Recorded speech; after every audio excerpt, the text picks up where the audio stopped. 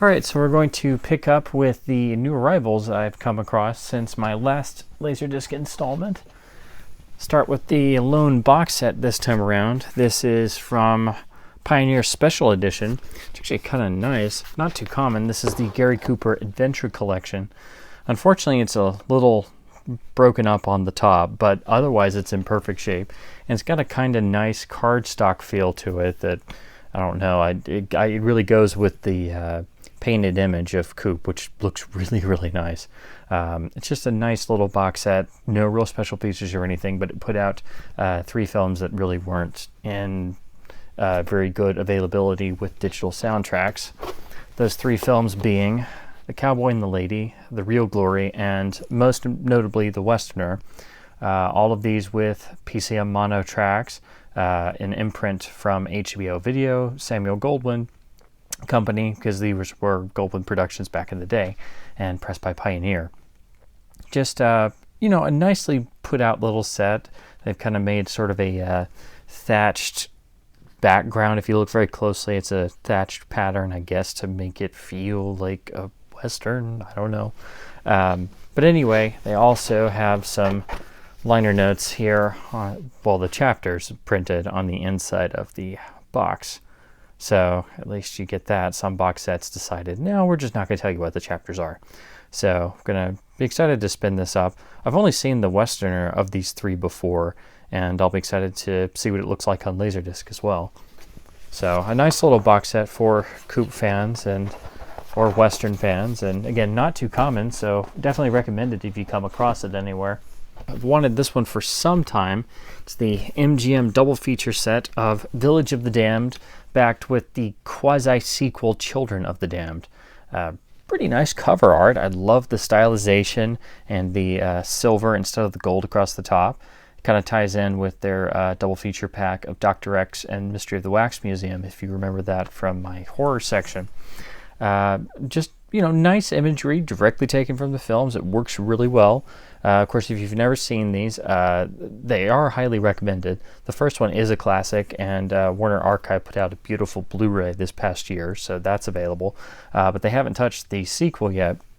This pretty much got reissued on a double feature DVD set with, upgraded picture quality and a pair of nice commentaries. So if you can't find the Laserdisc, you can find the DVD pretty easily. Again, the first one's a classic, and it's been remade, and don't even bother with those. But the second one is actually really interesting. It's pretty much a sequel in terms of they gave it the Of the Damned title.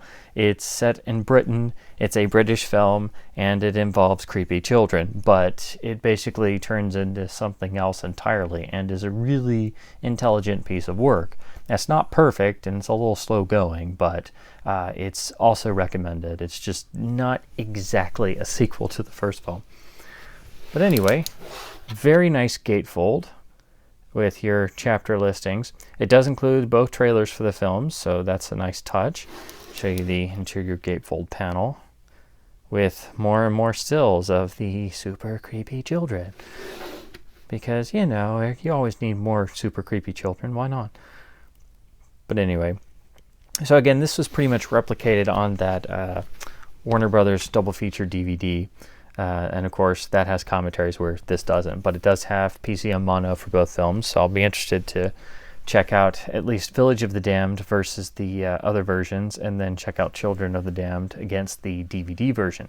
But again, highly recommended, and especially the first film, which is really a genre classic, and every time you go back to it, you realize just how meticulously well made it is for being, essentially a low-budget British film out of the small MGM British arm in the 50s. So just a wonderful, wonderful Laserdisc set, and probably the first time you had these films available in really good quality here over in the States. Alright, so next up is the only other horror title I picked up, and I was actually happy to finally find this one. It's in perfect mint condition, and it is, of course, the MCA Universal release of Evil of Frankenstein, the almost sort of reboot in the Hammer Frankenstein cycle. This was the third film, released in 1964, which was a couple years after the first two films, Curse of Frankenstein and Revenge of Frankenstein.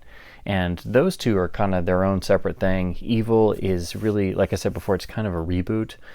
This is released by Universal, and because of this deal that Hammer got, they were actually finally able to pull elements from the classic Universal Frankenstein films, and this film is rampant with them.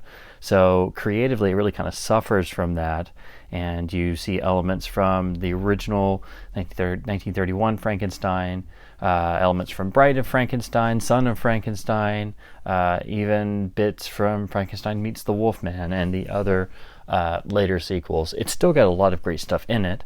This was directed by Freddie Francis, who was a famous cinematographer and did a lot of other Hammer films around this time period. And of course, you still have Peter Cushing as Baron Frankenstein, who is just fantastic in the role, but the whole tone of the film has changed.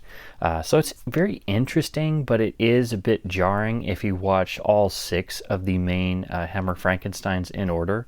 And I suggest anyone to, because they're all great and they're hugely important in the annals of horror films. But this one is really kind of the odd one out, because it's almost like Hammer doing a reimagining of some greatest hits moments of earlier Universal horror films, but then it has moments of almost like dark black comedy and bits of straight up drama. So it's really an odd mixed bag, but it's definitely an interesting film. I mean, Hammer couldn't really make a boring film if they tried during this time period.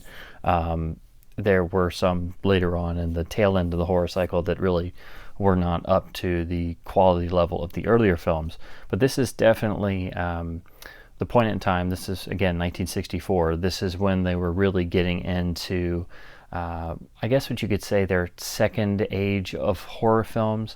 The first age really started with the Quatermass experiment, but especially the Gothic horrors got started with Curse of Frankenstein in 1957. And by this point, and a point in time in the early 1960s, some of the key creative personnel had left for other things or started working on other films, or were no longer at Hammer, and some of the business practices had switched around.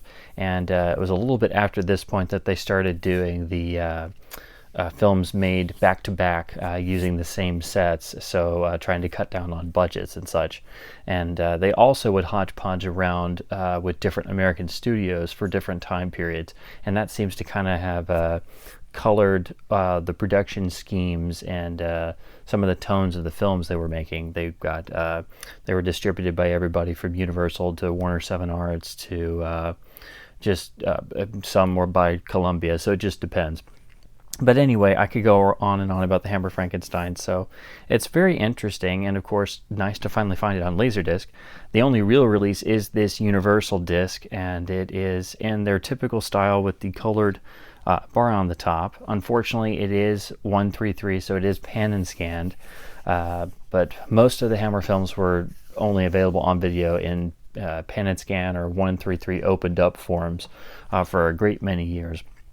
And most of the earlier ones weren't in scope, so the panning and scanning is really taking, from a original matted widescreen shoot in either, probably typically intended for 166, but 185 on U.S. shores and other places. So it's not as quite bad as it could be, but of course you're not getting the intended ratio on these. The cover is pretty interesting, and of course, as you can tell, it's pretty much sized for tape.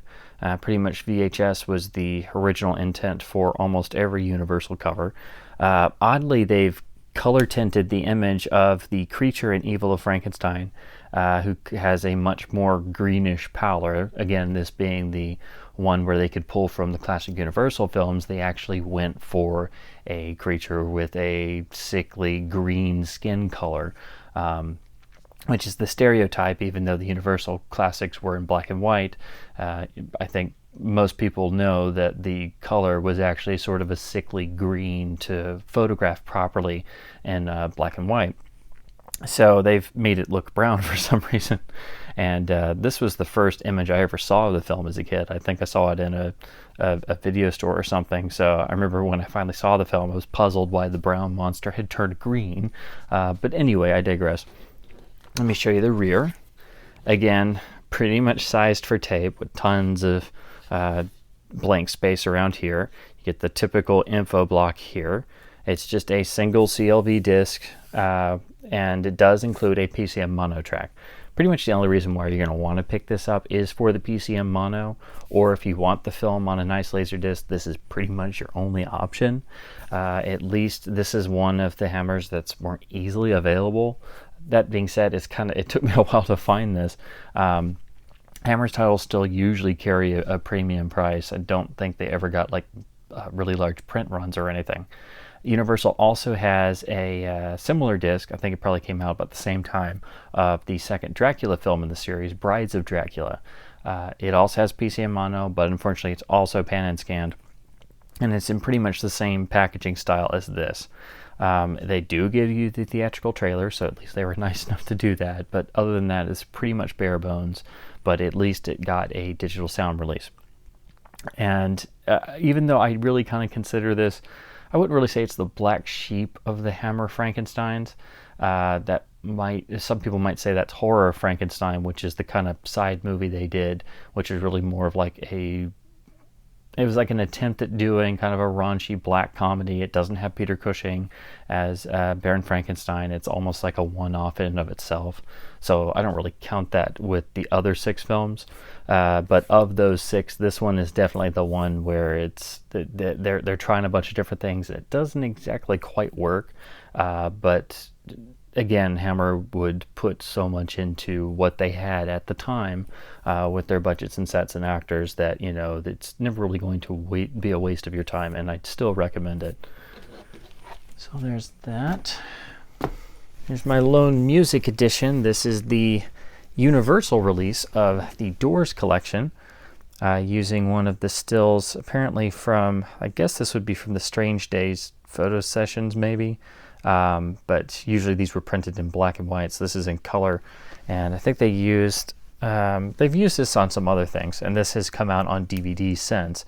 So the Laserdisc is really more for diehard laser fans, or if you want all of the materials in PCM audio, which you'll get on this. So very, very nice. Unfortunately, it's got a little bit of ring wear, but the cover's glossily printed, so it looks really nice. Of course, it's more impressive on a Laserdisc jacket than a DVD. Let me show you the gatefold. Here you get some nice stills with a letter directly from Rick Schmidlin and the remaining members of the band. This essentially was one of the, if not the first really comprehensive compilation of live performances, video footage, television tapings, music video pieces and odds and ends. It kind of took a lot of things that were previously floating around in other editions and or bootlegs, and mixed it in with some previously unavailable materials for the first time.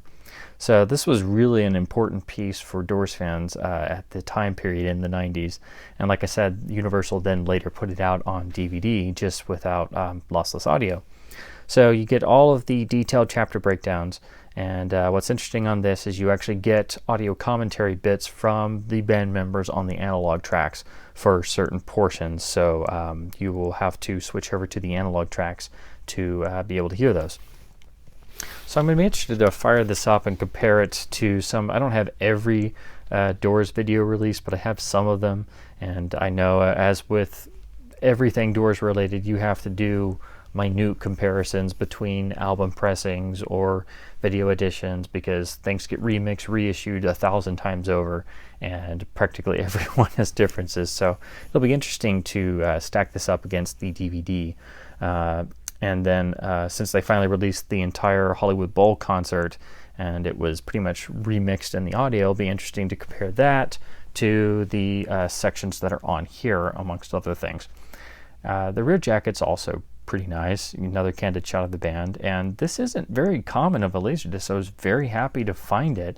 Again, the DVD is super common, you can get it for a couple bucks and it's the same thing, but it's lossy Dolby Digital compared to the PCM mono and stereo on here. and you get the band commentary as well. So definitely highly recommended for some of these pieces, and some of them have been reissued since, but this was the first time you could get them all collected as in one package, basically. Here's the lone Western title, which is the Warner Brothers letterbox reissue of The Cowboys, the John Wayne Western, and it's got the kind of more typical style of Warner jacket at the time. They've actually put the widescreen moniker kind of hidden in on the front here. A nice new art created from original imagery and sort of the generic styled background. Still, unfortunately, no gatefold, so it's got a little bit of corner creasing, but it's still in the shrink wrap, and it looks very nice. I was happy to finally find it. I'll show you the rear. It is essentially the old Warner style, but this is where they had started to mix it up. Here it's a better mixing of image and text and font and color, and instead of having the big black or colored block with images on one side and then the black or white background here. So it's much more pleasing to the eye. The soundtrack is PCM Dolby Surround encoded. It is letterboxed, and the final side is in CAV, so that's a nice touch. It's also apparently the first time the roadshow version of this film was presented, so it has the intermission card and musical accompaniment. John Williams did the score for this, and I think before you just got a version of the film without the intermission points. This was at the time period where films really didn't always go out with intermissions. There's a lot of films that only had roadshow releases or intermissions, say, for example, in Europe and the UK, or on the 70mm roadshows here in the US, and then all the general release versions were either just without that or cut down a bit for the 35mm prints. So it really becomes difficult to figure out which films were 70, which films were roadshows, which films had intermissions, and if so, where. Did they have an interact? Did they have an overture? Did they have exit music? And a lot of this stuff had become lost over the years. So it was really nice to see some of these start to reappear here and there. Unfortunately, that hasn't always carried over. I'm not sure about this film, but I know, for example, Guns of Navarone finally had the European intermission put back as a option on the Blu-ray restoration version, whereas I was surprised to find Where Eagles Dare has the British intermission on the Laserdisc only. So if you want to see the British Roadshow intermission included version of Where Eagles Dare, you can go out and pick up the letterboxed US Laserdisc, and for some reason it's never been reissued on any other version. So that's just an interesting note. I noticed on here it's actually listed in the tiny little text along with "the black bars are normal, you're not crazy." Which I always think it's interesting the ways they find to word that to make consumers not freak out that they're not getting the full picture. Sometimes it's okay. By this point, they had pretty much just got to a standardized blurb, but some of the earlier ones are actually kind of pretty hysterical, trying to convince consumers that their stuff wasn't broken and their disc wasn't defective, because they were finally seeing the whole widescreen image.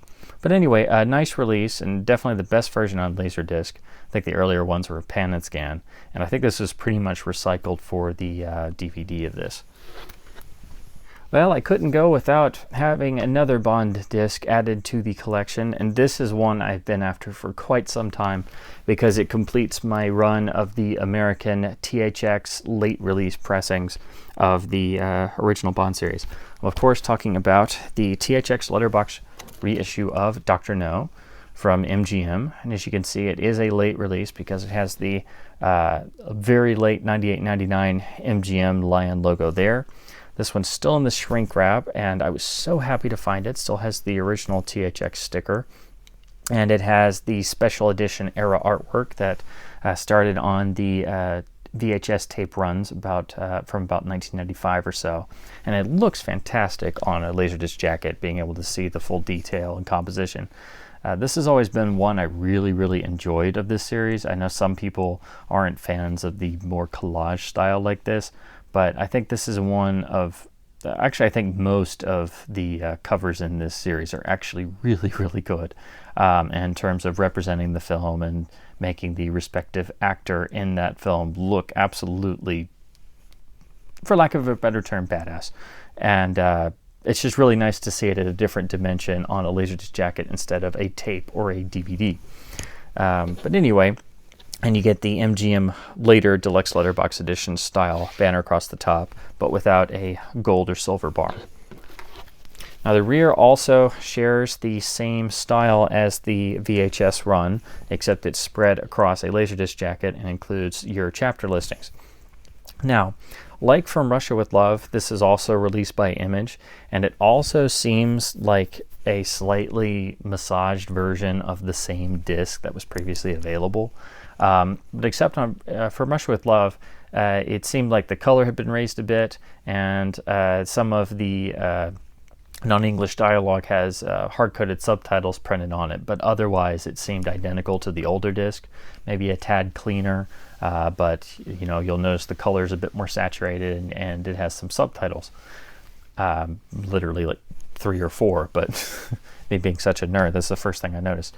And on this one, it does seem pretty much identical to the source of the Connery Collection Box 1 / 1993 standalone letterboxed release of Dr. No. The only difference I noticed, because I go through these, especially the Bond Laserdiscs, with a fine-tooth comb to a ridiculous degree, is the source print they had used for all of the Laserdiscs, even the Criterion. They all used the same source from the MGM UA Vault, and it was some type of release print because it does have Q changeover marks at specific points. When you look at this, though, those have either been, those particular frames have been removed, or more likely for the specific sequences, the image has been cropped just enough to get that little bit of corner out to remove the Q changeover marks. I'm not sure if it doesn't seem like it was heavily cropped or anything, but that was the first thing I looked for to see if it was indeed the same transfer. And although everything else seems pretty much the same, all those Q changeover marks are gone. That being said, the side change point is still in the exact same place as the Criterion CLV and the MGM CLV and the Connery Collection disc. They're all the same side change point. It still seems like the same source transfer.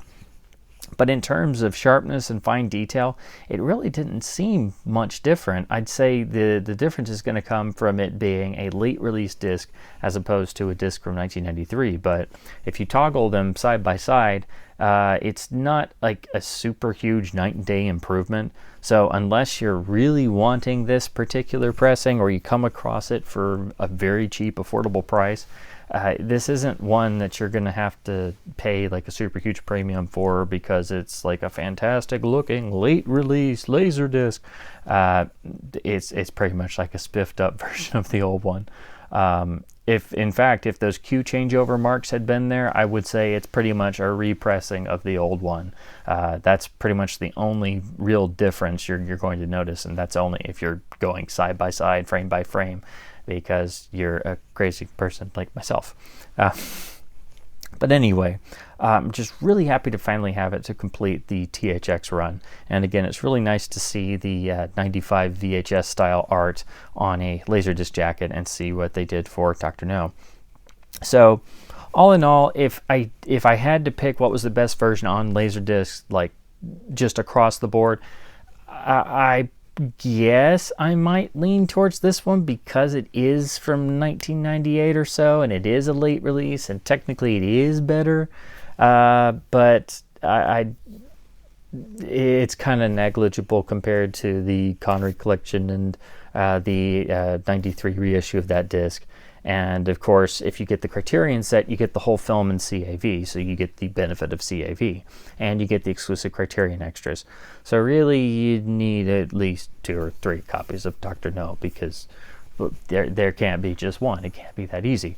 But anyway, fantastic. I'm so glad to finally have this, and of course, highly recommend it if you actually come across one.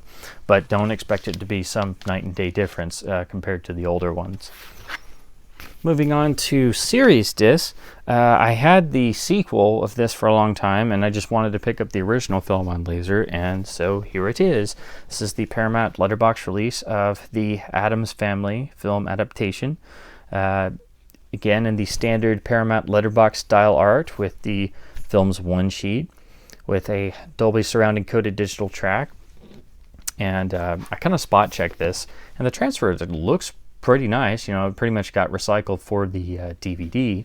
The film's come out on Blu-ray. The sequel hasn't yet, but unfortunately, even though it kind of got a new master, it's kind of been tealed up a bit. The color's a little bit suspicious. It kind of looks a bit off.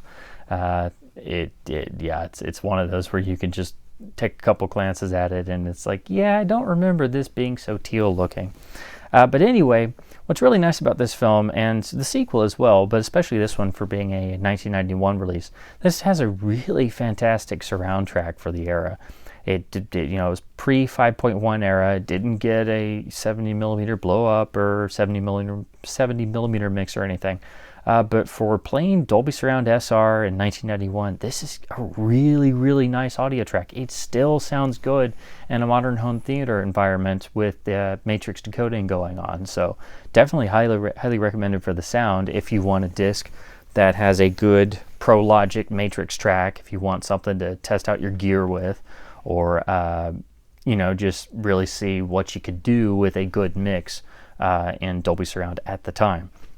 And the transfer's pretty good too. It's not, like top tier Laserdisc or anything, but it's good and solid. And the film does have its moments. It's not, shall we say, great. And the sequel's the same. Both are, I think, are solid. But I will admit the whole reason why I started watching these in the first place is I've always been obsessed with the famous pinball machine, and I knew many quotes from the film just from playing Addams Family Pinball ever since I was a little kid, over and over and over again, and I had no clue the context of it. I'd seen a little bit of the original show and knew the Charles Addams drawings, but I had never seen the film, so I was kind of confused. So then when I finally saw it, I was like, oh, now it makes sense. And then whenever they said the mamushka and things like that, I wanted to hit the ball to certain places to score 250,000 points. But I don't think that's what the filmmakers intended. Anyway, long story short, it's a nice solid Laserdisc with a great audio track for the time period.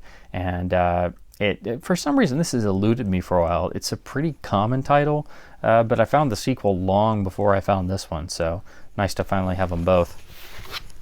So here is the Universal Letterbox release of Back to the Future. Finally picked this one up to go with part 2. I'll now have to find part 3 to have the whole trilogy. Now, of course, Universal put these out in letterbox finally, but they never did a special collection or signature collection like you'd think they would, or a trilogy set here in the States. At least I don't think so. I think there may have been one in Japan, but I may be wrong. I may be remembering it wrong. These aren't super common, and kind of like the indie trilogy, they kind of can command a bit of premium price. So whenever you find them, you might have to pay a bit more for them, even though they're just standard letterbox Universal titles. So this is a bit dinged up, and it's got some sticker wear and such, but it was finally a cheap copy of part 1 to go with part 2, so I didn't really mind it as much. And it does look really nice for being in the standard Universal style of jacket with the film's original one-sheet art. Although, the blue bars kind of work, but some of these color choices Universal would make, they'd either work or they'd be a little kind of... it goes with it, I guess, but I kind of wish they had picked one color and stuck with it, or just had a plain black or gold like MGM or somebody else did. I'm not really a fan of how they always went with a different color for the letterbox bars, but anyhow, that's kind of minor. The rear is, it's nice, but it's got a lot of dead space. You can tell this is pretty much kind of pulled out and around from the tape and prior Laserdisc releases of this.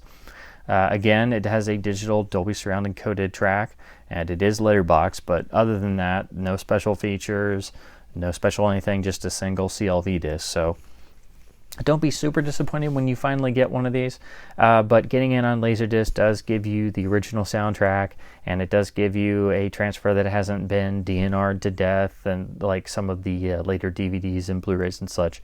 And of course, if you can get all three, then you can have a nice trilogy rewatch on Laserdisc and see what the transfers look like for yourself.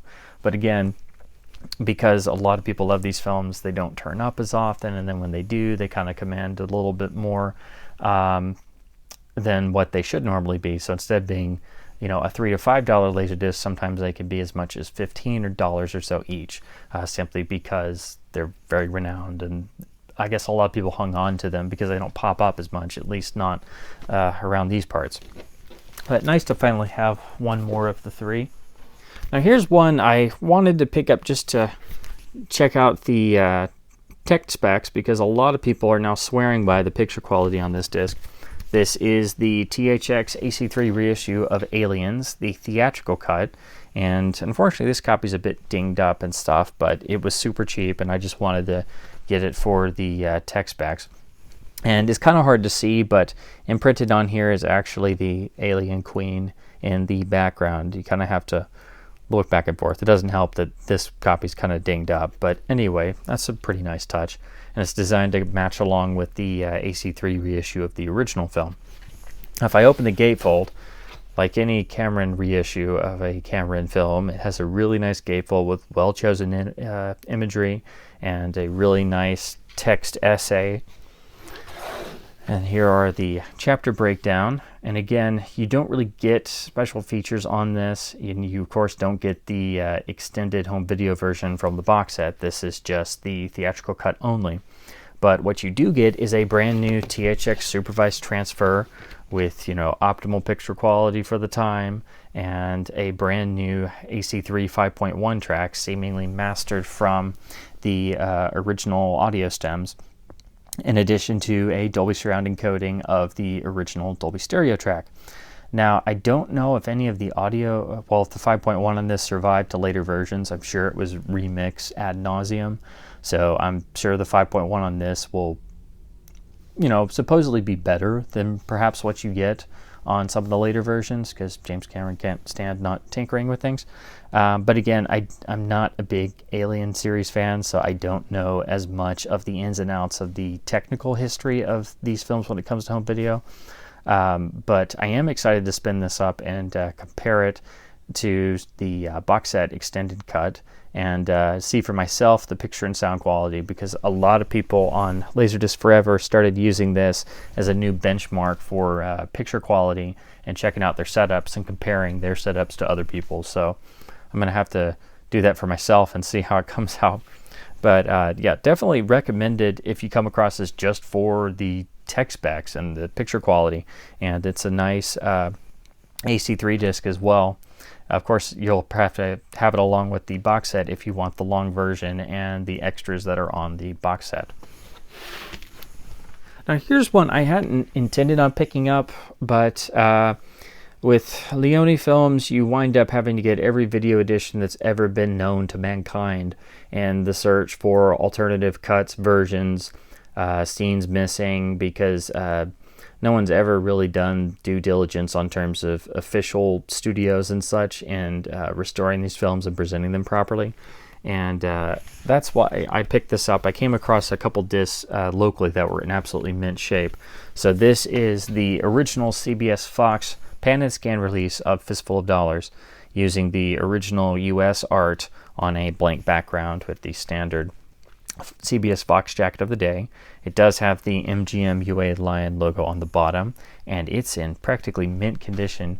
So I'm excited to just check the transfer on this. That's why I picked this up, to see if there's any edit differences or see the print source they used. Of course, it is analog only, and it would be mono, but I don't know. I don't think they would have stereoized this, but again, being this era of Laserdisc, there's not exactly the same degree of quality control going on as later on in the format, so you never quite know until you actually put the disc in. But the stills up here are all directly from either original vintage stills or actual film scans, because you can see the varying levels, and there's a bit of color fading, at least in these two shots. So I don't know if they took it from the source they used or original stills, but that is a nice indicator of how hopefully this transfer can be, you know, like warts and all, if that makes any sense. So I'm excited to check this out, and I guess I'll have to pick up the matching ones for a few dollars more in GBU, just to have all three and check out the transfers, and of course you get the more vintage US style art on these, and the jackets look pretty nice, and it works with the CBS Fox style of jacket from this era, so very happy to have this. So next up is another one I found from this local bunch of discs, and again, this is in mint shape, and I technically have this from the box set, but I wanted to check out the standalone disc and with the custom art, and of course this way you don't have to worry about suddenly running into the next film because you have it as the standalone. So this is the standalone letterboxed for a few dollars more from MGM. Absolutely gorgeous artwork, taking a iconic still of Munko from the final Duel and rendering it in a beautiful, beautiful rustic sort of Western style. This is one of the best MGM Laserdisc jackets, I think, because yes, it keeps with their style of recoloring and reworking film imagery, but this one just knocks it out of the park. And you get the deluxe letterbox banner across the top, and it's the more refined later one as opposed to the earlier, more blocky text looking one. And if I'm remembering correctly, they also used this for the VHS run about this time in '93 or so, because as you can see, it's pretty much sized for it already. And of course, they did one for Fistful as well and GBU. So I guess I'll have to get the Fistful one as well, because I like having all three together on the shelf. But anyway, so let me show you the gatefold. No text or chapter listings in here, but very, very nicely done. Again, I don't always like how they just put random images. I wish they would keep them all on one side and leave it open for the rest of the image. Maybe put the text over here. But it does work on this one because the images they chose were good. And of course, as you can see, they went with the color tinting of black and white ones on some of these, and then a color one. Why, I don't know. But, you know, for the MGM house style and packaging, this does work. But what you're really here for is the gatefold image of Munko, also from the Duel. Absolutely fantastic. And, you know, they could have just used this as the whole gatefold. But most any image from this film could make a beautiful gatefold, but just fantastic. And, yeah, just wonderfully done and worth having it separate from the box set just for the gatefold. Here's the rear.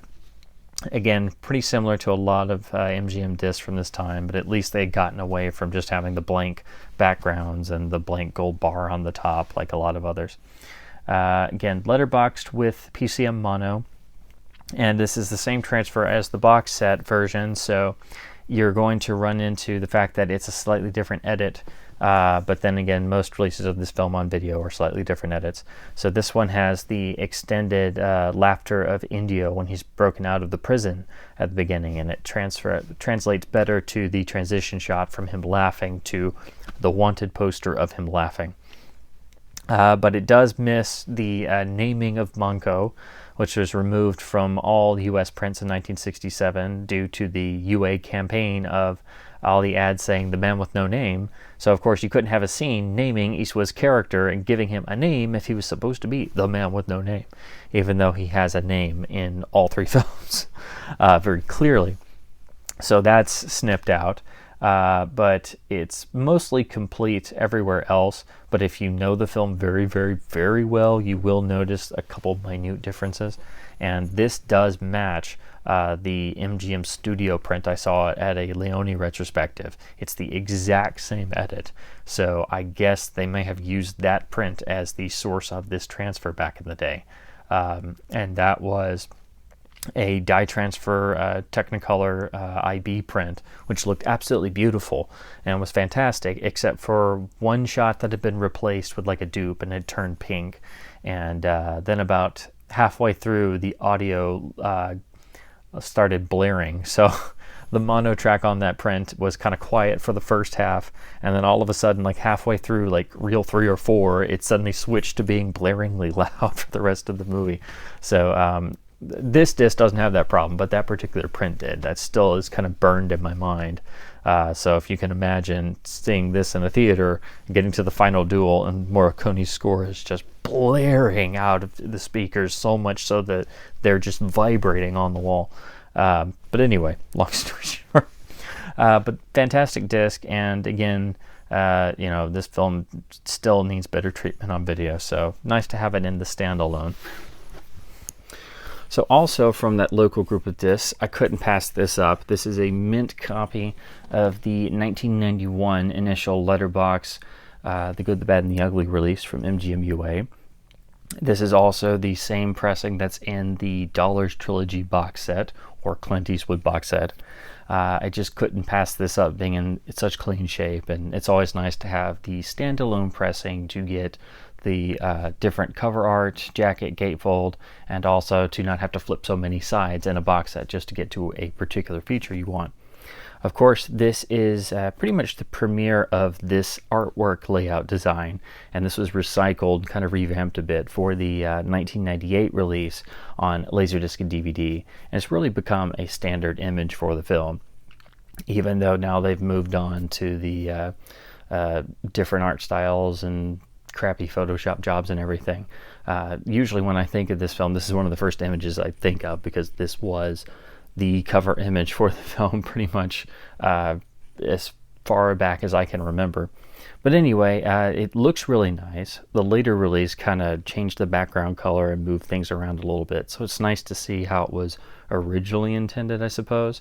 But as you can see, it's pretty much sized for tape dimensions. The text box even forms a bar of sorts. You can literally see where the VHS cover lines are.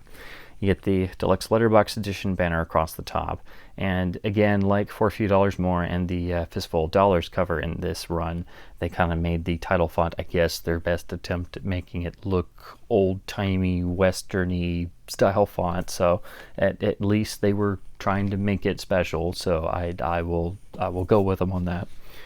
Let me show you the gatefold, which, you know, for MGM and their usage of stills, it is pretty good. I do like the panel shot they chose. It looks really nice, although I wish they had done just a panoramic shot of the final duel across the gatefold, but they're not very fond of using the whole gatefold, so I'll go with them on this. I wish they wouldn't put pictures on top of the panel pictures, but for their typical design and layout, this one's pretty good.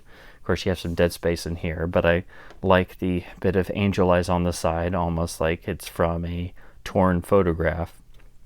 So that is a nice touch. But it's a pretty good gatefold, especially considering MGM sometimes would just slap some tinted stills on and call it a day. Now the rear is in the standard style. There's I mean, this could have easily been one of those where they kept the gold bar on the back and they just had some dead space. At least they gave it a different background color to match the gatefold and the text box on the front.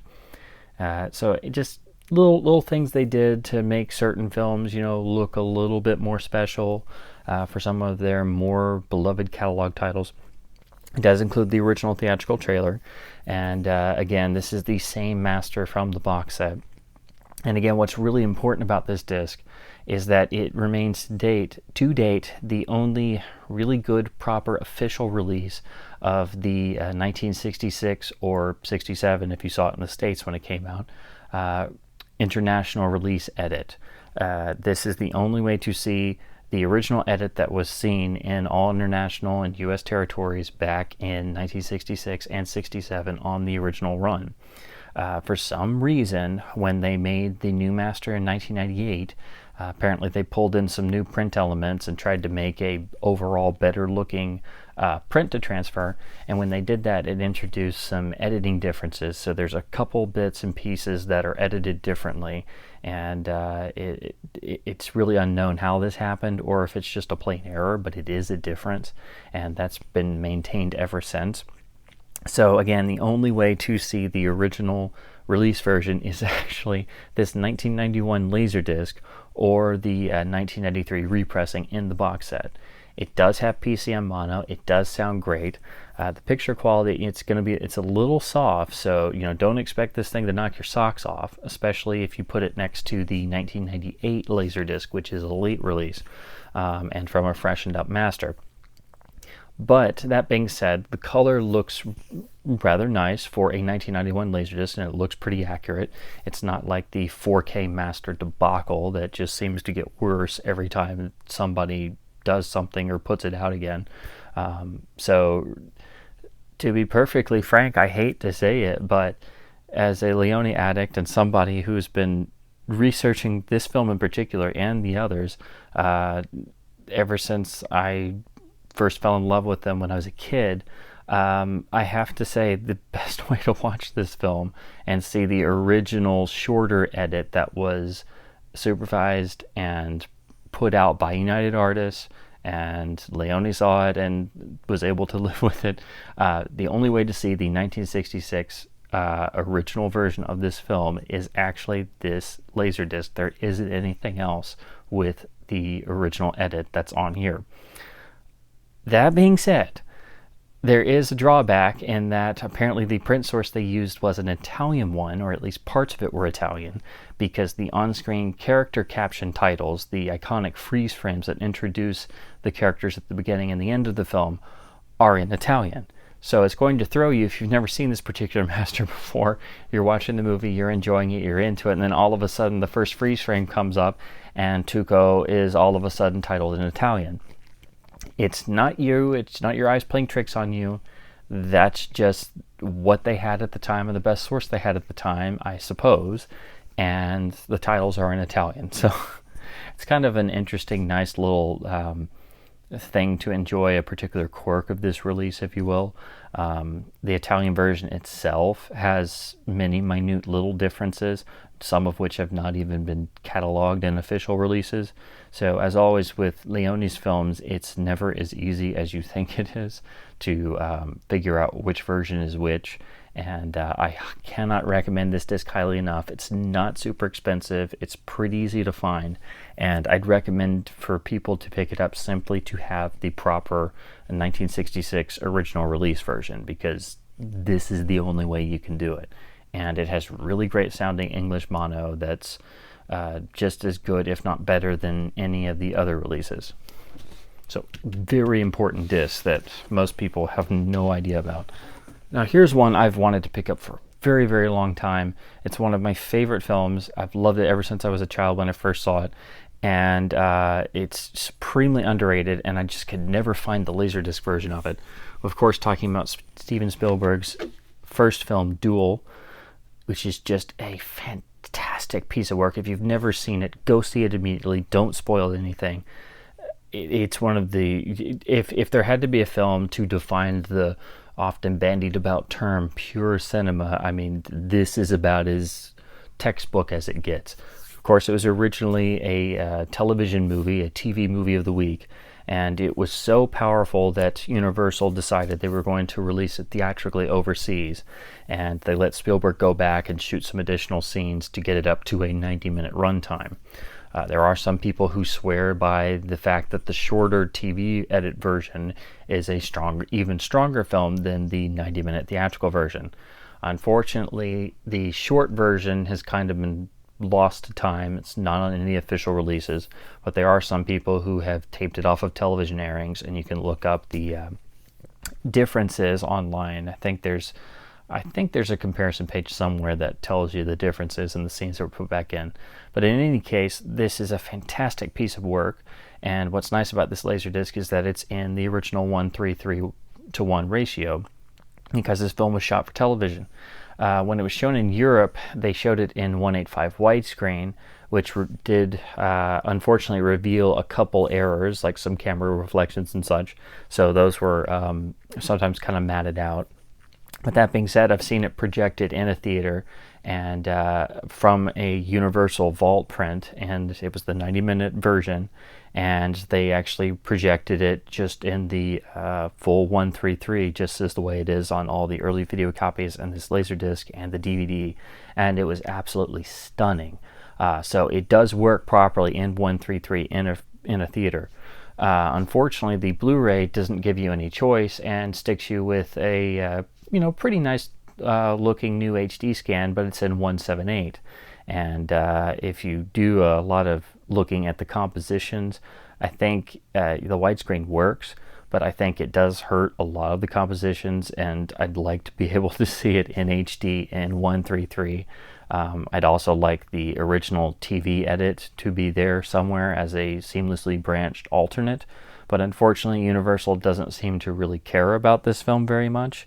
I think the only reason why it even got to Blu-ray along with Sugarland Express was because they did the big Spielberg director's box, and I guess they just went through and did a catalog remaster of all the titles they owned, because otherwise I don't think Duel, Sugarland, or Always would have ever come to Blu-ray.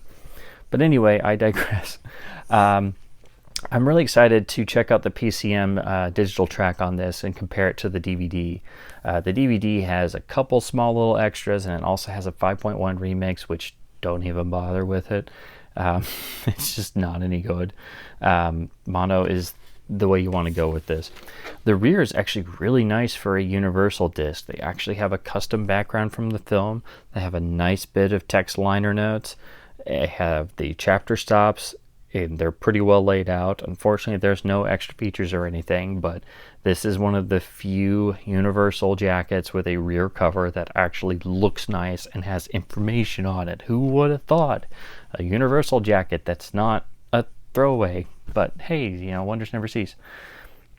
And this copy has a little bit of creasing on the back, but I'm just so happy to have finally found this. It's not rare or anything, but it's just eluded me for so long. But the only other thing I should mention is some people have wondered if the film's been played around with a little bit in terms of like sound remixing and some color timing differences here and there and minute little edits, and the fact that they tried to ignore that the TV version was actually shorter originally, and they made some additional little tweaks instead of just adding footage to make it a 90-minute feature. There's a couple little things that were tweaked and moved around or removed. So that's another reason why the original TV version is very important to preserve, because it became very famous very quickly because everybody was shocked that all of a sudden this little TV movie comes on and who the heck made this fantastic piece of work. But this film is so great that it is easily one of Spielberg's best films to date still. It's a masterpiece on every single level, and I would not be... it's still possible to say that Duel is Spielberg's best film that he has ever made. I mean, it is that good. I cannot sell this film highly enough. I mean, it is a fantastic piece of work. You could basically run Duel in, a classroom in a film school, and literally it's literally a course in how to make an effective film. It has no flaws, it has no fat, it has no problems whatsoever. It is a perfect piece of work. It has not lost one iota of its power or potency after all these years. It is literally a textbook in how to make an effective motion picture. It is fantastic. So anyway, I'm very excited to finally be able to spin this up on Laserdisc and check out the transfer and check out the PCM mono track. So anyway, one of my absolute favorites. Now moving on to another Spielberg title that I'm not as fond of, and I know a lot of people really don't like this film, but it does have its fans. But I will admit, it's been a very, very long time since I've seen this. This is the standard letterbox release of 1941. This is, of course, Universal's home video reconstruction of the long version with all of the deleted materials put back in that were removed from the general release 35mm version. And it has a custom-made Dolby Surround encoded digital track that tries to recreate the original 70mm 6-track mix. So I do like the usage of original artwork. And of course, this pretty much takes the two movie CLV discs out of the big signature box set that had some extras on a third disc, and just puts it in a single jacket by itself. So it's not like going from CAV movie discs in the box set to a CLV standalone. This is pretty much getting the signature box without all the box extras. And of course, this master was reused for the first DVD, which was just a really crummy Laserdisc port early DVD. And that's what we were stuck with for a while. And well, actually, until the Blu-ray finally came out, which was an attempt to spiff it up for HD. And I've seen some bits of that, and the new HD master is an improvement in some areas, but ultimately I don't think this film's ever going to like look super great like you might think it would, but I definitely think it could use I don't know if they did a complete overhaul, but I think it definitely could use a lot of work. I think it could look very great, but I don't think there's enough inspiration and a lot of fans clamoring behind trying to make a really great like 4K transfer of 1941. But anyway, I do think the film does not deserve its, box office bomb, terrible reputation, because, there's definitely some stuff in there that's really good. And at least I think the intent is there, but it's just so long and overstuffed. It kind of falls in with a lot of, I don't really know if there's a term for it, but a lot of the directors of the new Hollywood period, or the Hollywood Renaissance period, kind of by this point in time in the late 70s, had their moment of great excess that went horribly, horribly wrong, or over budget, or was a financial failure. Like Spielberg had 1941, and people said his career would never come back. Or Scorsese comes out with New York, New York, which got, super cut down and made no money and got bad reviews and everything. So, a lot of people saw it as these young directors getting their comeuppance. These young directors getting their comeuppance after their great, fantastic successes. But anyway, the film is spread across 3 sides. Again, if you want all the extras, you'll have to get the signature box, which I'd like to get at some point, but I just wanted to check out the Laserdisc transfer, so I got this copy for super cheap. And you can too as well if you just want to see the laser transfer. You do get a little box saying contains restored footage not included in the original theatrical release, so just in case you didn't know, because the front doesn't say anything, it just has the picture of the movie. You wouldn't know it's the long version unless you looked at the runtime or the the fact that it's on 3 sides. So I'm going to spin this up and check out the Matrix soundtrack. It does carry the THX moniker, which is nice, I suppose. Although you never know how much or what exactly they did, but they give you the THX stamp of approval on there. So, hey, that's worth something, right? But anyway, again, at least Universal has done something with the rear jacket, so at least it looks nice and isn't just a blank background. So I'm excited to finally check out this Laserdisc transfer and the sound mix. Now we're going to move on to the few just regular discs I picked up, and of course I'd go in chronological order. This one I was actually very pleased to find. I didn't realize it's actually pretty rare. It's not easy to find. This is Gold Diggers of 1933 from MGM UA. Again, this being a Warner title that was handled by MGM UA because of the Turner acquisition of the various studio classic libraries, and thus all the Warner's classics came out on MGM in the early 90s, which perplexed my childhood mind to no end, especially when they reverted back to Warner Home Video later on in the 90s, and then all the MGM films went to Warner. So as a kid, I was totally confused. But anyway, a pretty nice looking jacket with a little bit of sort of laminated feel to it. Of course, it's sized for tape dimensions, and all of the Busby Berkeley classics were all reissued about this time with similar artwork. I hadn't even realized most of them, actually, I think most, if not all of them, got to Laserdisc in a sort of cleaned up digital sound encoded version. But at least, they put this out on Laserdisc and again gave it a PCM mono track. So I'm excited to check that out. I haven't seen a lot of these in a while, and I've been wanting to go back and look at them again. Of course, you can get a nice box set on DVD. But if you want this on Laserdisc, I think this one and one or two of the others are available individually. And then I think there was a box set of Berkeley musicals, but I think it's a mixture. I think it's actually like a best of. and just takes different scenes, famous scenes and dance numbers and sequences from these musicals, and kind of stitches it together in sort of, I guess, the That's Entertainment style documentary piece or something. But anyway, this is actually very uncommon. I think it's like, like 15 or 20 or $25 on the Laserdisc database from sellers, so I'm very happy to find it.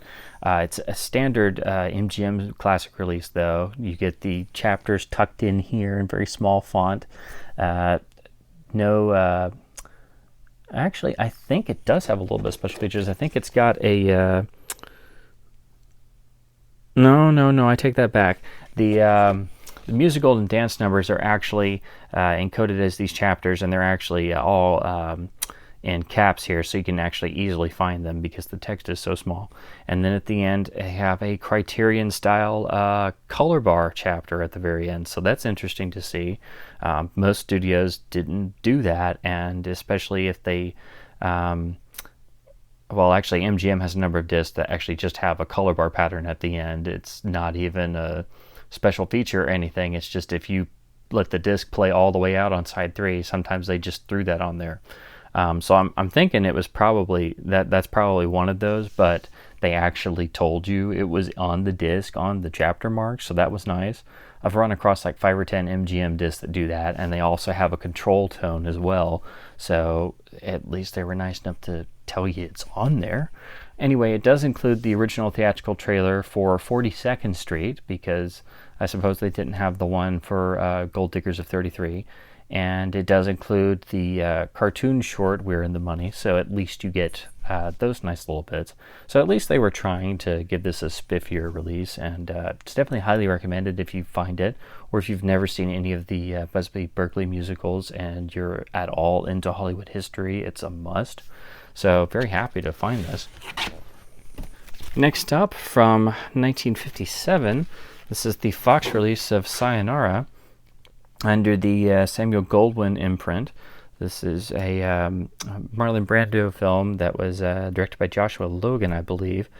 I've heard of it, but I've never actually gotten to see it, so I found this. It still had the shrink on part of it, so I couldn't say no.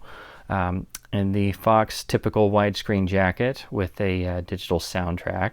Pretty nice looking cover imagery, and it does have a gatefold. Again, in the typical Fox style of a dark background with some, pretty decent liner notes and some nice image choices in color. And then the second panel is a larger image. It looks like this is either a section of an original poster or lobby art card with another liner note text piece. So pretty standard Fox gatefold, but it looks pretty nice for this film, and the stills look really nice. Show you the rear. So anyway, you get the standard style Fox widescreen gray rear cover with the standard block patterns, but at least it looks pretty nice. And again, you get a few nice stills, and it is chapter encoded, 3 sides. The side 3 is CAV, which is pretty nice. But like most Fox discs of this era, the chapters are, shall we say, very limited. You only get about 3 or 4 per side, so just keep that in mind if you're sitting down to watch a Fox disc from the late 80s, early 90s, that the chapter skip will skip like sometimes 20 minutes per chapter. But anyway, it's a pretty nice looking disc. The digital track is surround encoded. I assume this was a CinemaScope release, probably with a 4-track stereo version made for the release prints with magnetic stereo. So I guess that's nice to see on disc, because I'm sure prior versions were probably mono only, and of course pan and scan. So I'm excited to finally be able to see this film. I read about it and heard of it, and of course know some of the big names associated with it, so I'll have to check this out and actually finally see the film.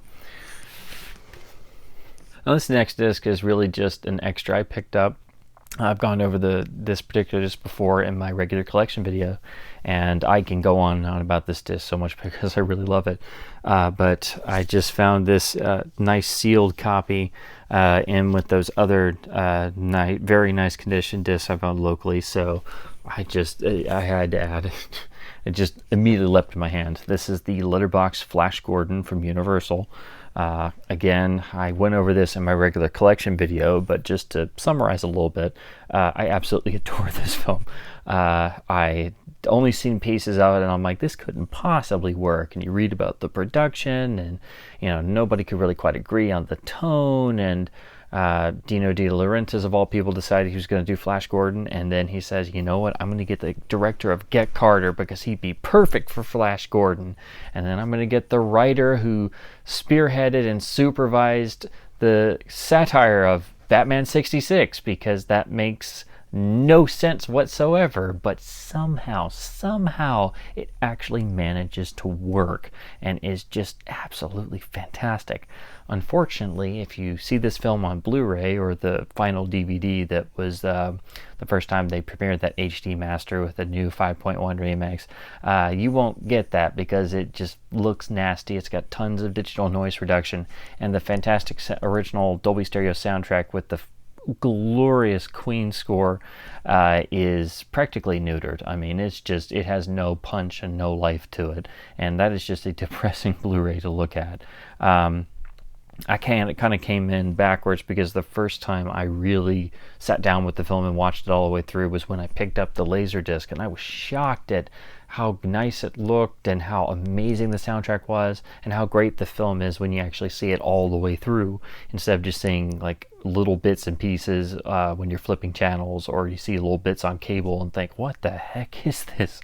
And then I got to the DVDs and the Blu-rays, and I saw what they had done. It's just awful. That being said, the transfer on the Laserdisc, it's only going to look really good if you have good hardware. It's not great, but it is a bit noisy. So if you have a lower grade player in terms of its video quality, you're probably going to look at this and think, well, what the heck is he smoking? This doesn't look good at all. So this is one where it's really going to show how well your player can do in terms of I think the big thing on this is like chroma noise and some aliasing and stuff. So it's really going to show off how good your video player, how good the video quality is in your particular player, and or how it looks on your display device, whatever you're using. The master for this was pretty much reused for the first DVD, which came out from Image. I've got to pick that up at some point. I actually really want to, because it's supposed to be a little bit better in quality, because it, of course, could use digital component instead of sticking to composite standard def. But the soundtrack on this is the number one reason why you should buy it. It does have pretty nice usage of the original poster art, although I wish they had just used the art across the whole jacket. But for a universal standard release, it looks pretty darn awesome. The rear, of course, just has a standard blank background, and but it does have nice stills from the film and looks pretty good for a universal jacket. Of course, this is bare bones. You do get the trailer, which is nice.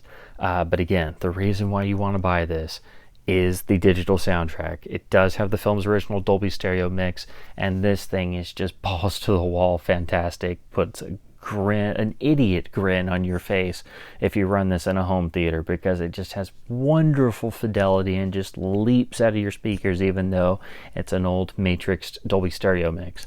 And if you were to then put on the Blu-ray, for example, and toggle between this track and the HD 5.1 DTS remix track on there, I mean, it's just it'll just knock the wind out of you. It's so bad on the Blu-ray. It just has no life to it.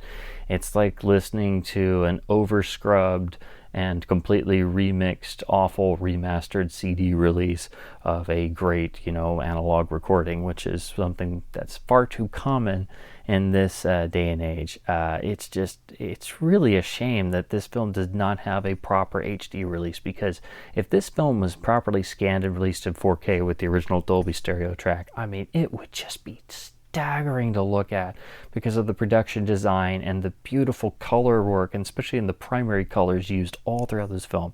And especially with the original Dolby Stereo track running throughout with that fantastic Queen score. So again, I can't recommend this disc highly enough, simply for the soundtrack and the sound mix being properly intact. But again, keep in mind that the video quality may suffer if your player isn't really good at addressing some of the inherent issues with this transfer. But again, if you have a really good player, it's probably going to look a lot better than you expect. But this disc is a must simply because the later HD versions really suck. And the soundtrack is fantastic. I can't say that enough. Next up is a film I've never heard of, but it was literally, I think this was literally 5 cents. So I was like, okay, it's a Laserdisc for 5 cents. It's in the shrink wrap. Okay. So this is the 1985 film Star Night. It's released through Vidmark Entertainment. And I've never heard of this, so I'm like, it's a almost mint condition Laserdisc for 5 cents. Okay, I don't have enough already. So I'm going to have to watch this and actually figure out what it's about and if it's any good. But then again, I do like Harvey Keitel a lot, so I'll give it a watch. And it has Klaus Kinski of all people, so you know, at least the cast seemed interesting enough. I suppose this is some sort of European financed co-production, probably between a bunch of different people. And the jacket's pretty simplistic. I think this is actually a 133 transfer, so I don't know if it's open matte or pan and scanned. But I will say that all of the markings on the jacket and the way the text is laid out, this looks more like, I would assume, a Paramount Laserdisc, just due to the placement of everything, but it's credited to Vidmark, so I don't know if they had a deal with Paramount or something. That's just what the layout of the text and stuff looks like to me. So I'm going to have to watch this and see if it's any good. This is just a total blind buy, because it was literally, like I said before, it was a nickel. So this is another one of that bunch of local discs that was in like super minty shape. And I wanted to find this simply because I haven't seen it in years, and I'd like to hear the original soundtrack. This is the Warner's release of Innerspace. This is the older one that has the silver bar with the stereo digitally processed blurb on the side. But you do get, I believe this is one of the one sheets for the film, and it looks really nice. It's well produced on here. The jacket's kind of got a glossiness to it. And as usual for Warner, it's not a gatefold, so it's very prone to crumpling. There's a little tiny bit of ring wear and edge crumpling there, but other than that, it's in perfect shape. So I was like, yeah, I'm finally happy to find this. And of course, this is pretty much sized for tape dimensions there. But it does carry the Dolby Stereo track on a digital track. And of course, this being Warner, they're not really going to tell you that. They'll give you the little Dolby moniker. But you'd be thinking, wow, this looks like a pan and scan disc. But this is Warner Brothers. You never know if it's actually letterboxed, except for this one, because Joe Dante made it, and he probably would go and burn the building down if they pan and scanned the Laserdisc, because, like us, he's a film geek.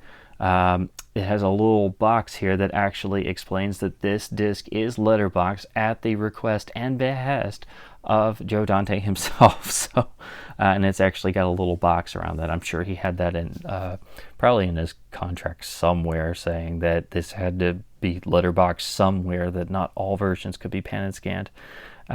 So I thought that was a really nice touch, and I could totally see that literally being put in a contract somewhere, or him like writing something out or telling somebody, like officially stipulating exactly that it had to be letterboxed, at least on the Laserdisc release, because only home video enthusiasts bought Laserdisc, and film nerds and industry people used Laserdisc, so it had to be letterboxed. So I just thought that was a really, really cute touch, because for a while I thought this was actually pan and scanned, because pretty much most Warner discs would still be pan and scanned and use this artwork, or just have no mention of its letterbox.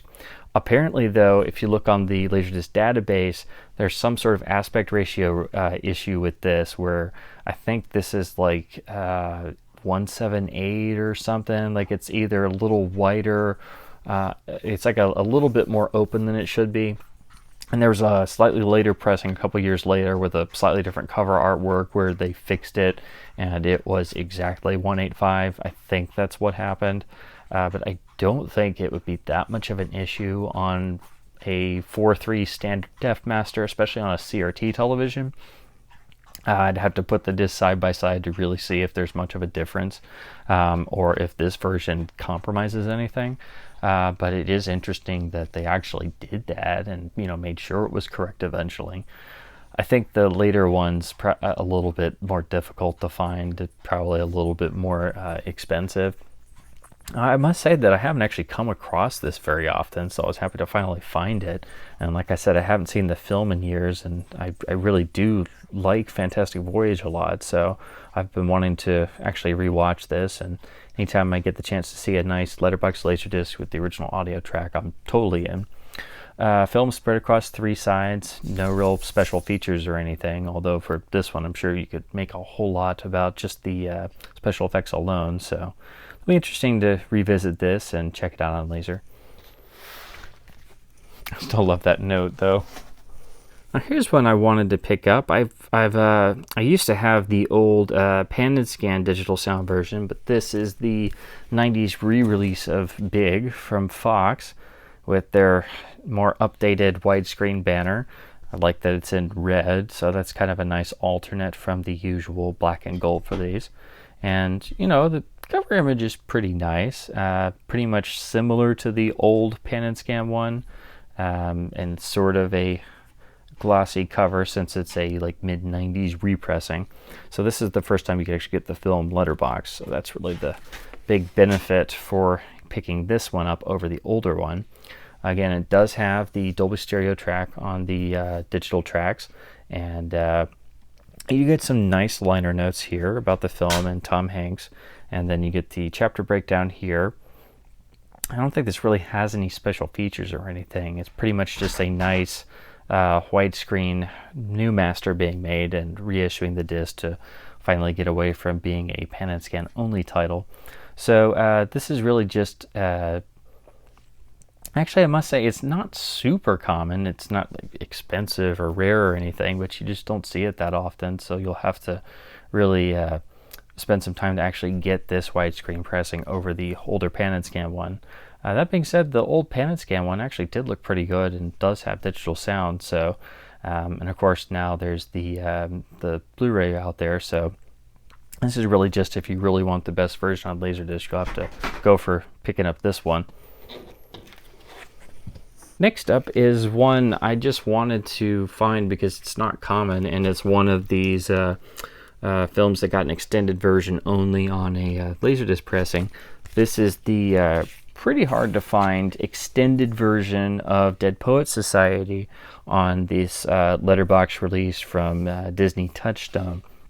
It got a release pretty early on with a, I think it was pan and scan, and I think there may be a letterbox version that had the theatrical cut, and then no, actually I think it was just pan and scan only if I'm remembering correctly. But this letterbox issue came later on. It's THX certified with a Dolby Stereo PCM track, but it has 14 additional minutes of new footage that was never seen in theaters restored. And I think this has never been issued on any other DVD, or I don't know if the film's on Blu-ray or anything. I think some of these, or maybe all of them, are included as extras, and but just for some reason they were just reincorporated into the film only on Laserdisc.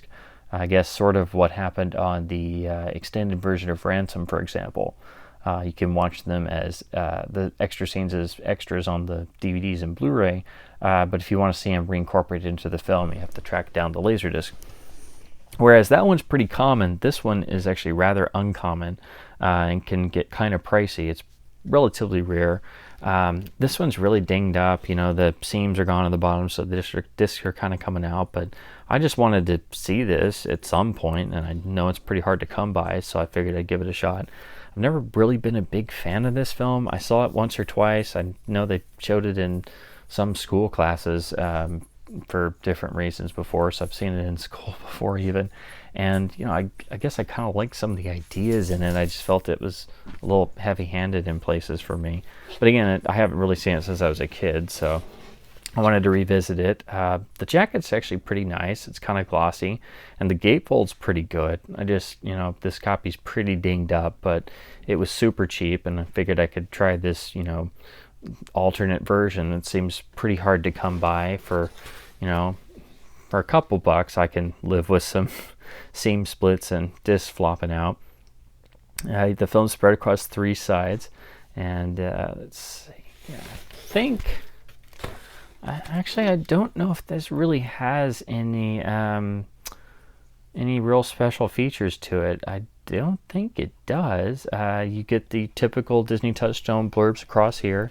Again, the THX stamp. So really the big benefit is a new letterbox master with the extra 14 minutes put in.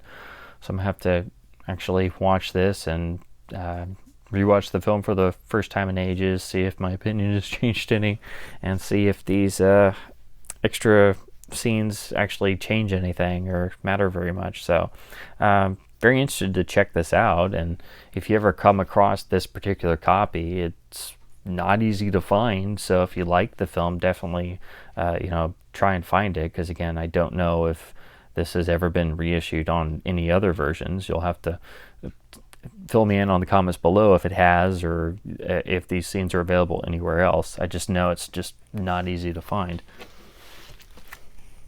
Next up is the Fox CAV letterbox release of Fern Gully Last Rainforest. I had no idea there was a CAV special version of this or anything.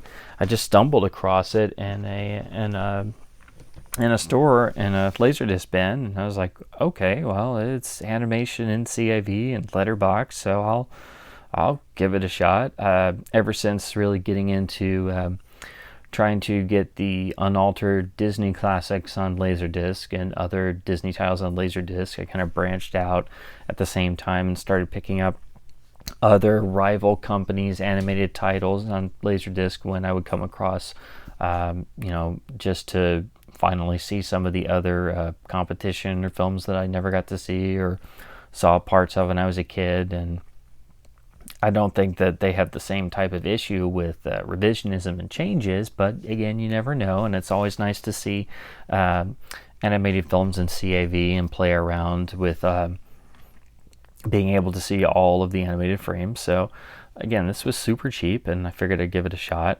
I know I've seen pieces of this before, and I know this is one of those things where this is one of the films that they claim Avatar took a lot from. Some people, accuse it of being bits of Fern Gully and Pocahontas mixed together. So that kind of made me suddenly remember this animated film from the early 90s.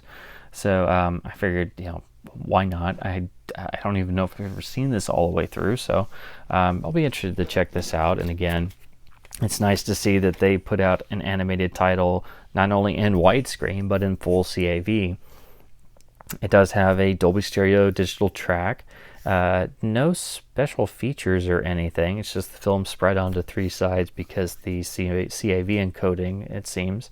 So I guess this is probably a little bit harder to come by than the standard one. It's not like a box set or anything, but it's nice that it's in full CAV. That wasn't super common outside of big Disney box sets or special editions. So it's a pretty nice looking release, even though I'm sure this is pretty much designed for the children's market intended. Probably came in a clamshell VHS case, so the artwork's kind of more kiddie, for lack of a better term. But anyway, I'll be interested to check out the CAV transfer on this. Next up is another blind buy. This is the MGM release of Rich in Love letterbox. And I gotta say, the reason why I picked this up is really because of Albert Finney's recent passing, and I wanted to see some of his other film work that I never had, and so this just suddenly popped up, and I was like, well, I said I was going to try and see some of his other stuff, so why not? I've never heard of this before, never seen it, so it's a total blind buy. So anyway, this is just a pretty much standard movie-only MGM-UA release, single CLV disc, two-sided, with the original trailer at the end, and a Dolby Stereo PCM track. So again, this is just a blind buy for me, simply because I wanted to check out some of the late Albert Finney's other film rolls. So again, it just popped up cheap, and this is just one I'll have to spin up and actually finally see the film. Next up is another film I've heard of. Well, at least this one I've heard of, really. I just never have gotten around to seeing it. This is the letterbox Laserdisc release from Warner Brothers of the Oliver Stone film Heaven and Earth.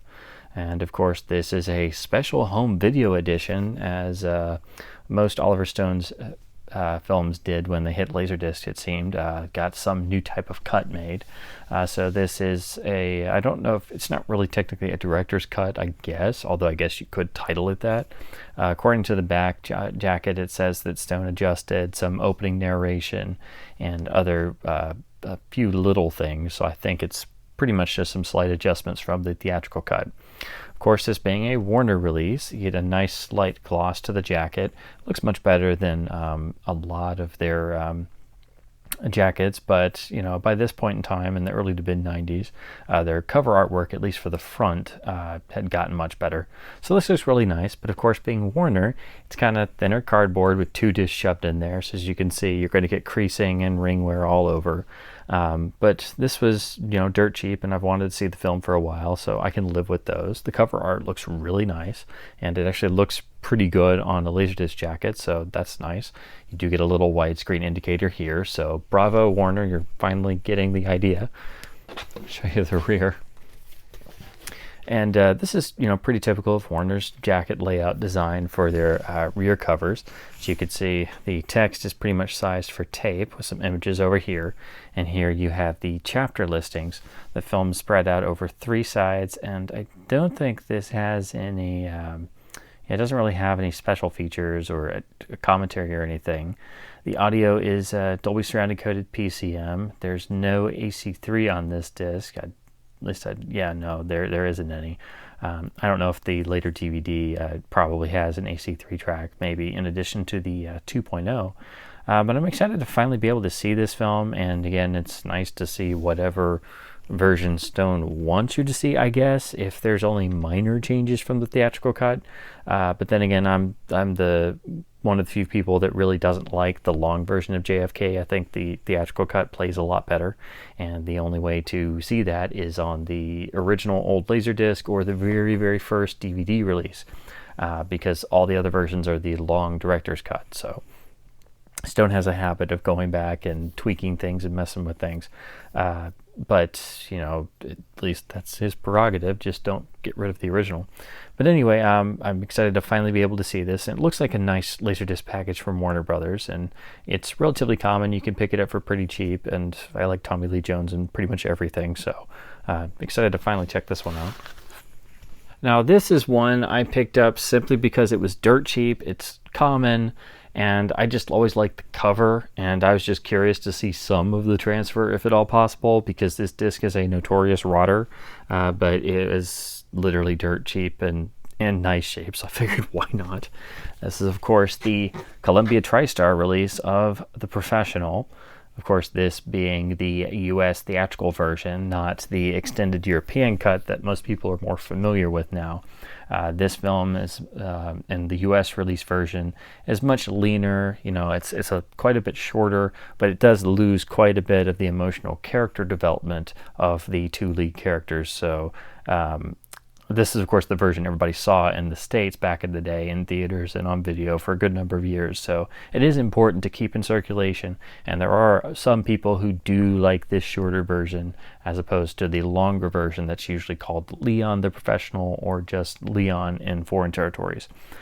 I must admit, I've always liked this cover imagery, so this was part of why I just went ahead and picked this up. Again, it was less than $1, and I normally don't pick up like super rot heavy discs or discs with the critical rot reports on the Laserdisc database, this being one of those. So definitely don't pick this up if you really want to watch the movie. If you want to just get the DVD or the Blu-ray or the beautiful new 4K master, Actually, I'd say go ahead and get the 4K remastered disc because it's really fantastic. Sony kind of knocked it out of the park on the video quality and the new master, because the old Blu-ray and HD master had a lot of color issues and was too bright and blown out in places. But they did remix the sound into 7.1 and Atmos on the new release. I don't really think they changed anything, but I just like the original tracks to still be available. So this film was in Dolby Stereo SR and 5.1 in theaters, so 5.1 is how it started. But anyway, I digress. I'm just telling you, don't try to watch this on Laserdisc because it's rotted to crap. I mean, it's really bad. This one's up there with Air Force One as one of the like critical rot titles. And of course, it's from DADC, everybody's favorite. So I just picked this up on a whim, really, because I've always liked this cover image. And a really cool touch I never saw until I actually had this in my hands is that there's a reflective layer on Leon's famous little sunglasses here. And if you look closely, I don't know how much is going to come across on my little camera here, but it's actually got an image of Natalie Portman's Matilda character here with gun in hand reflected here, looking all serious. So that's just a really cool little touch. And yeah, like I said, you really don't see it on eBay listings or online photos. It's not really until you have it in your hand.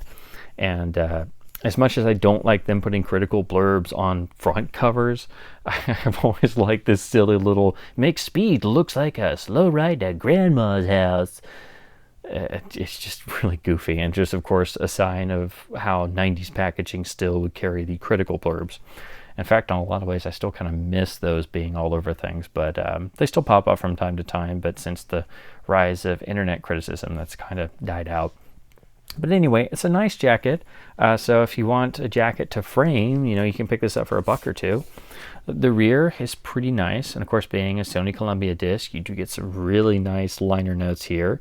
It seems they always tried to at least give you something for not only your eyes to look at, but something for your brain to process. It's like, hey, we appreciate you for buying this movie.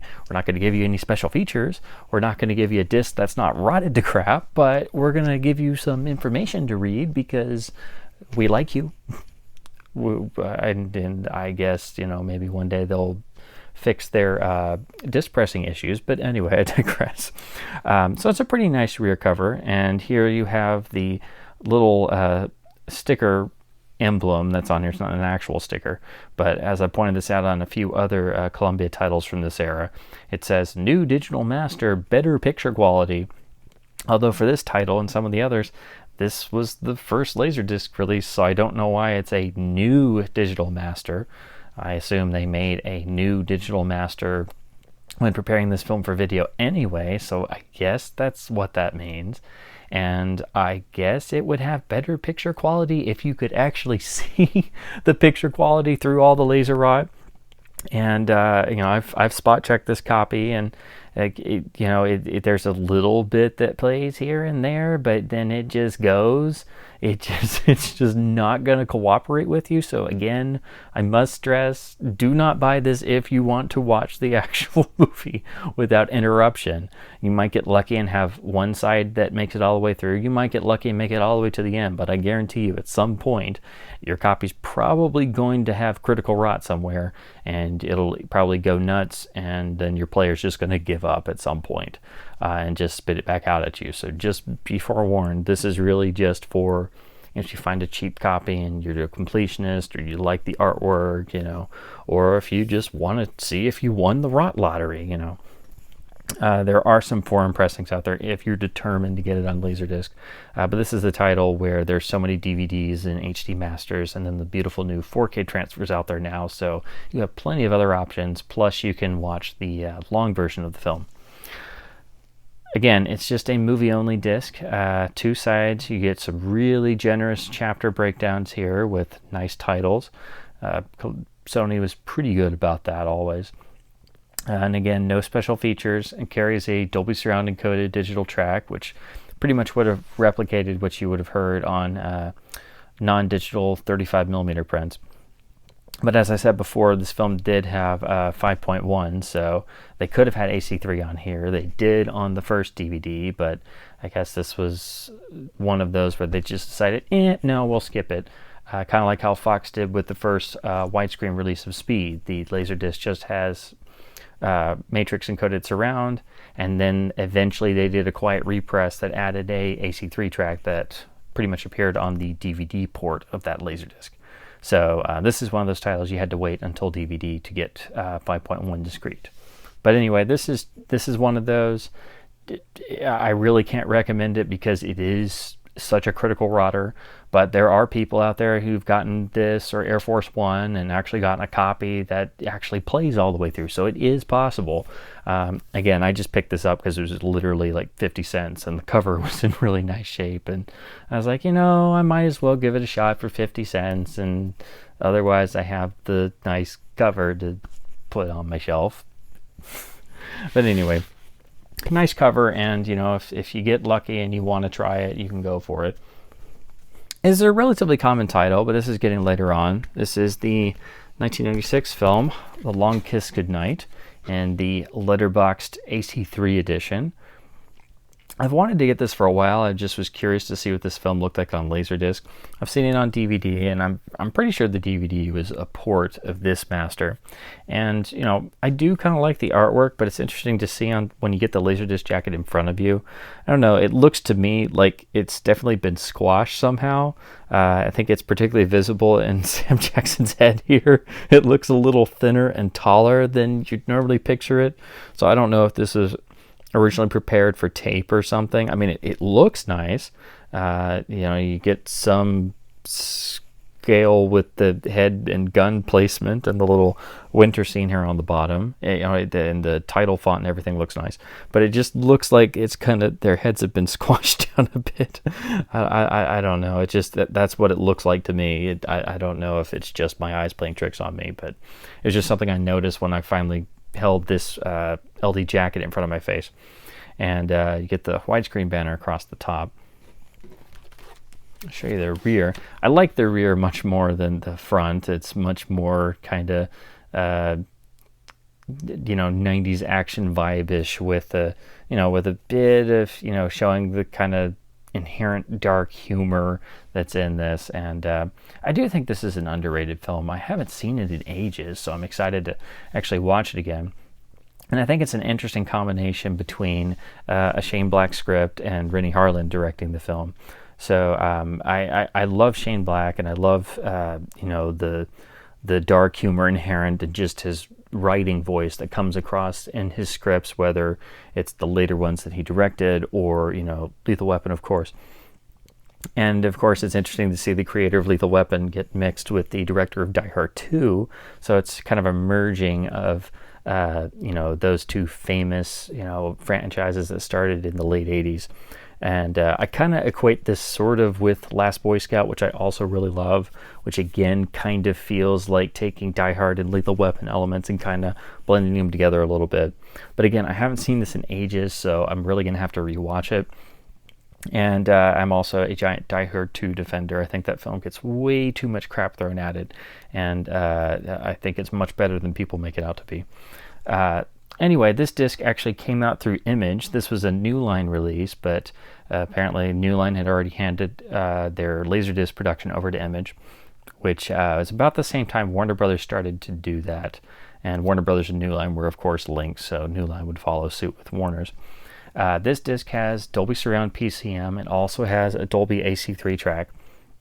And this disc is also available in a very rare and expensive DTS variant, although it's going to share the same master and everything. I don't know if it's really worth tracking down the DTS version when you can pick up, later editions with better picture quality than Laserdisc. But this AC3 version is, pretty cheap, and you'll get good picture quality from it being a later release. So I'm excited to check this transfer out and actually watch this film again for the first time in a while. And so it looks like a pretty nice, simple, straightforward package. The film's spread over 3 sides. It doesn't say if it's it just says 3-side extended play. So I think side 3 is CLV. I don't think they gave you a CAV side, but at least you get AC3 on this. At least this is one of those where they actually paid for the license and didn't cheap out, and you definitely don't want to lose a discrete track on a nice action film if you don't have to. So anyway, this is a nice release, and I think you can pick this one up if you want a nice letterboxed mid-90s disc with a good AC3 track, if you want to test out your sound system and your demodulators. Now, the last but not least, this is one I've wanted to pick up for a long while. This is definitely a late release and not super common, and it's going to go very well with my copy of Saving Private Ryan.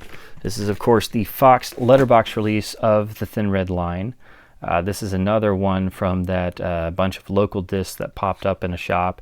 It's in super minty shape. It's got a really nice thick gloss to the jacket, and I've always liked this cover image. I know when Criterion came out with their new version, it's a beautiful new HD transfer and everything. I gotta say, I still miss this image, so it's really nice to have it on a Laserdisc jacket. I'm not really the biggest fan of Private Ryan, and I haven't watched this film a whole lot, but I can't help but kind of lump them together because they came out about the same time, and I remember back in the day as a kid growing up hearing about which one should you go see, and you kind of equate that to how all of a sudden there was a glut of Vietnam films coming out at the same time, and some people say that Full Metal Jacket kind of got left out of the shuffle because Platoon kind of came out first and beat it to the punch, which kind of happens when you have multiple films about similar topics coming out around the same time. So this one always kind of gets lumped in with Saving Private Ryan, and of course, on being that it's a 98 film on Laserdisc, that it's going to be a super late release and limited quantities, and it's also going to be an early DVD, so that's another reason why you can link it to Private Ryan as well. Of course, it's in a very thin cardboard stock, so it's got a little bit of ring wear, a little bit of corner crumpling that you can see, but it could be a lot worse because this is very, Warner-esque in terms of multiple discs and cardboard. I don't know why they wouldn't give this a gatefold. I can only assume because it's a super late release, and they were already prepped up and geared up for focusing on the DVD. But I will say the printing, the color on this is fantastic. The way the red and the yellow and the orange comes out, just fantastic. You get the updated Fox widescreen banner with the searchlights on the top. I've always loved that this updated late 90s banner they switched to. It just looks really classy. And you get the main cast names down here. This was pretty much one of the main theatrical one sheet you would have seen. And I kind of wish they would have left off the 7 Academy Award nomination block here because it kind of detracts from the cover. I wish I just put it on the back, but it's not too bad because just the printing and the nice gloss of the jacket is so good. I didn't think it would look this good. I just never thought I'd come across one because even though there's a very expensive DTS version out there that's even rarer, this being a super late release, it's not common to find, and I think copies on the Laserdisc database go for like $25 or more, kind of equivalent to Saving Private Ryan as well. They both go for a lot of money. Private Ryan's also an AC3 release like this, and there's no DTS version of that on Laserdisc. So let me show you the rear. Again, super glossy, just like the front. The rear is pretty straightforward. You can see this is pretty much sized for tape and DVD already, and your chapter listings are over here. And this is kind of a longer film, so it's spread across 3 sides. No CAV, it's all CLV, and there's no special features on here. I don't even think there's no trailer or anything that I know of.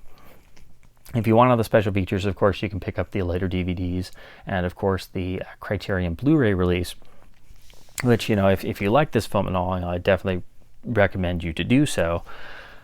This is just really interesting to be able to see, a super late release. It's really interesting to see a super late release from Fox on Laserdisc of a big budget war film and kind of see how it stacks up, of course, against the Saving Private Ryan Laserdisc release. Now, of course, this carries a Dolby Surround PCM track and a Dolby AC3 track. And I'm sure on this film, if you have AC3 capability, you're going to want to go with that because all of the battle scenes will be playing around with the discrete audio channels, and you'll lose a lot of that in the matrix audio. But I'm really excited to be able to spin this up and check it out, and I'll check out both soundtracks and sound mixes and stuff. And like I said, I don't watch this very often, so it's been a while since I've seen it. And it'll be interesting to see how it compares to other versions or the Criterion Blu-ray and such. I just never thought I'd find this, at a decent price. It wasn't something I was really looking to pay a lot of money for. I was just super excited. It popped up for, $1.99. So like, late release for $2. Okay, I can do that. If only they were all that easy. So anyway, if you do come across this, I definitely recommend to pick it up if it's cheap, because this will give you a really nice benchmark for late release on Laserdisc and the quality you could expect in both picture and sound. Of course, I'd love to try the DTS one someday, but I don't think that's ever going to pop up at a affordable price. And I'm sure this was pretty much recycled for the first DVD release. But it's going to be interesting. It would be interesting to check those out and compare them because, like on Private Ryan, the Laserdisc, for all its inherent limitations, being a late release, it's like as good as they could possibly get the format. And there was a good amount of time for a while where, Laserdisc held its own with DVD, and actually some titles were better on Laserdisc because they didn't have all of the inherent problems of the early DVDs, the over sharpening, all the digital noise and block-ups in players. The early players weren't so good, so it took a while for DVD to really, establish its dominance. So Laserdisc was actually still viable in the late 90s, early 2000s, and it took a long while for some titles to even make it to DVD. So that's why your players were still so important, even up until, I'd actually argue, until about 2004, 2005, when DVD really hit the stratosphere and the catalogs really opened from all the studios, and you started getting all kinds of really deep catalog titles that were finally being reissued from their old Laserdisc release. So this is really, like one of the last gasps for Laserdisc, and if I'm not mistaken, this is one of the final discs that 20th Century Fox actually put out on Laserdisc in the United States. I'd have to double check on the database, but I'm pretty sure if you look on the LDDB and you go, you can actually limit by studio and go chronologically. I'm pretty sure this is one of the final ones. I think the DTS one was a little bit later. I think there may be like another one or two that Fox put out after this, but I think this is definitely in the last 5 or 10 Laserdiscs that Fox ever released. So it's really nice to have this just as a super late release piece. Well, that's going to do it for the new editions for this month. Stay tuned for some new updates I've got planned and a couple special review mini videos I'm going to do. And as always, thanks for watching, and I hope you got something out of me rambling about dead media formats.